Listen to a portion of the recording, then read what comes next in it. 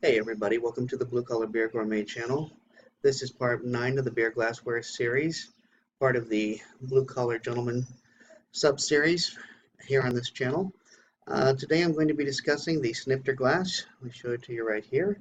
This is a New Belgium Snifter glass that I picked up uh, when I was actually at a New Belgium tasting at Lee's Discount Liquor here in Las Vegas.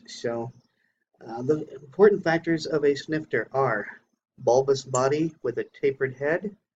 We've got a stem on it. There are some snifters out there that do not have the stems on them.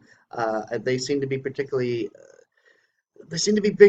big among the whiskey and specifically Scotch crowd, and the bourbon drinkers seem to like the bourbon and Scotch varieties of whiskey.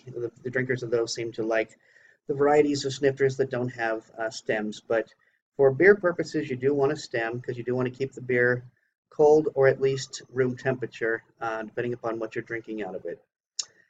The purpose of this, well, the purpose of these is the purpose of the wide bowl and the tapered mouths is to capture the aroma of strong ales. There's plenty of room to swirl and agitate the volatiles. These are the beers that you just want to spend a lot of time. Honestly, you want to spend as much time um, inhaling them as you do drinking them. You're going to want to spend as much time on the bouquet as you do the flavor with these if you're drinking out of this glass.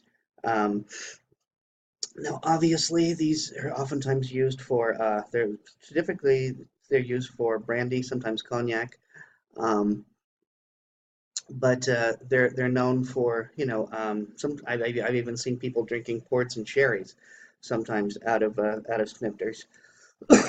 They're typically designed for the darker, heavier spirits and the darker, heavier wines, or the dessert wines, is the case with ports and sherries.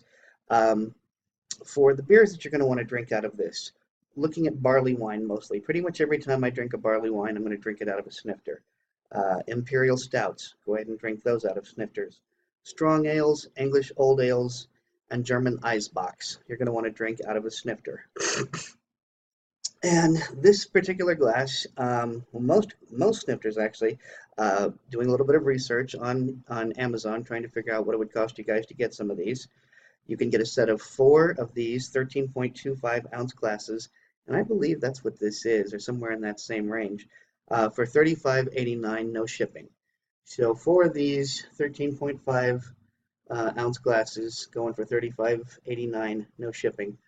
Um, but if you are somebody who likes sometimes to have cognac, brandy, uh, see, like I said, I've seen people drinking port and sherry out of these. I don't know about that. I always feel like port and sherry should be out of those, shouldn't they be in aperitif glasses? But anyway, I have seen at some of the better steakhouses people drinking port and sherry out of snifters.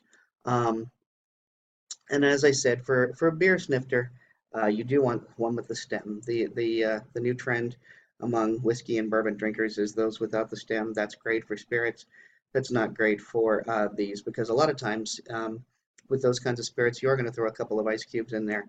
This, you're trying to keep it, like I said, if you're drinking it cold, you're going to want to keep it cold. If you're drinking it room temperature, like I like my barley wines room temperature rather than refrigerated necessarily. And that being the case, I want to hold it down here and make sure that my barley wine is not getting warmed up from my hands. So there you have it. That's the ins and outs of the snifter, and that's what you want to use it for. Your strong, heavy beers, your imperial stouts, your barley wines, your old English ales, and um, and there you have it. So, guys, I really appreciate you watching these videos. Trust me, they are going to get better. This is, I'm used to just doing the reviews. This is something new, trying to teach about glassware and men's health and all of that. And trust me, this is not a case of an expert explaining to you how this needs to be done. This is somebody who I am somebody who is learning along the way. So what I'm basically doing here with this whole series is I'm showing you what I've learned. And by all means, if you're somebody out there and you know more than I do, and you want to say, hey, you need to get this straight, you need to understand that that's not how it is, it needs to be like this, then write me. I don't have such an ego that I think that I'm never wrong. okay? I'm wrong a lot of the time. So if I am wrong and you've got some information and you think the rest of the beer community needs to know it, needs to be informed that I've misinformed people, then say so. Put it down in the comments. I mean, I really do appreciate comments and likes and subscribers. Obviously, I mean, they mean the world to me. And there's only a few more of these beer glass ware series. One final thing I am going to say really quickly, because I do want to include this in pretty much every video, and I don't think I included it in some of the others. If all else fails, if you don't have anything else to put your beer into a pint glass, okay? Even if it is a barley wine or an imperial stout. Remember, you can pour, half of your bottle or can into a pint glass. You can swirl it around. You can get that, the snifter. Uh, Pint glasses, if you don't have the proper glassware, always use a pint glass. Unless you're looking at a bottle or a can where the brewer has said drink this directly from bottle or can, which sometimes they do, particularly among like the nitro varieties. But if that's not the case, pour it into a glass, the proper glass if you have it. If you don't have the proper glass, keep some pint glasses around, so some Nonic tumbler pint glasses around. So guys, once again, I really do appreciate you watching these videos, and please be sure to like, comment, and subscribe. Share this video with someone you think could be using it. Remember that part of the gentleman's code is to constantly seek self-improvement. Cheers.